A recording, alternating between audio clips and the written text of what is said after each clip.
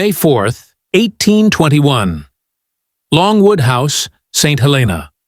The rain tapped softly against the wooden shutters as Napoleon Bonaparte lay awake on his final night.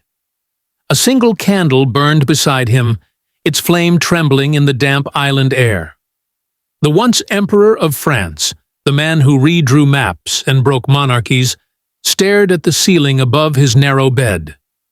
His breath rasped, shallow and irregular, as the Atlantic wind carried the distant crash of waves from the cliffs outside.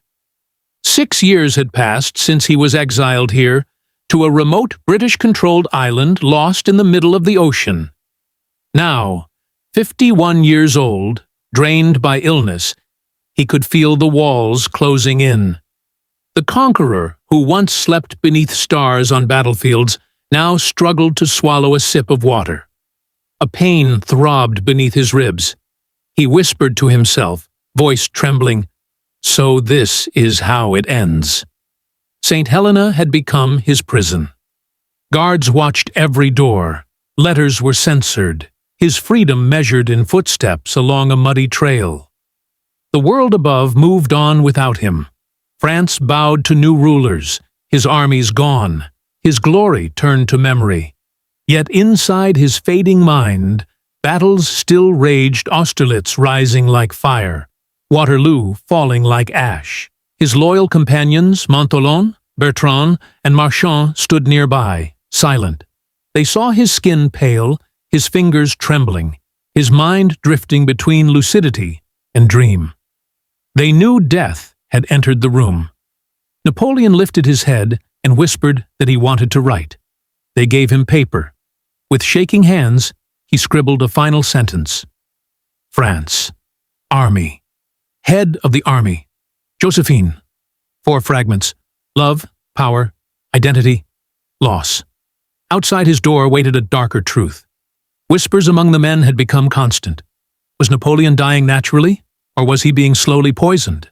His body had swelled, his hair had fallen, his stomach burned like acid. Arsenic rumors drifted through the halls like smoke. Had someone in England ordered his death, or was this simply the punishment of time? History still debates the answer. At 11:50 p.m., Napoleon asked for more wine. He raised the glass slowly, staring at the liquid surface. "Everything I did," he murmured, "I did for France." His eyes closed, as though he could see Paris again, filled with torches and cheers, not exile and silence. But another thought surfaced, darker, heavier. Waterloo. The decision to fight that final battle in June 1815 had haunted him every night on this island. He wondered if he had been wrong, if pride had drowned reason.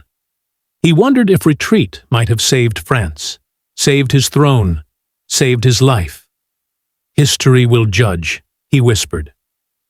Moments passed in slow procession. His breathing grew weaker. The candle flickered. Shadows crawled across the walls. Napoleon looked toward Napoleon and, with surprising strength, spoke his last clear words. "France, the army Josephine." And then, more softly, "Head of the army." Outside, the rain stopped. The world held its breath. Napoleon Bonaparte closed his eyes for the final time just after midnight, slipping away into silence on a lonely island thousands of miles from the empire he once commanded. The man who crowned himself emperor died on a bed barely wide enough for his frame, beneath blankets that carried no insignia, under a roof built to hold a prisoner. His body rested. His legend did not.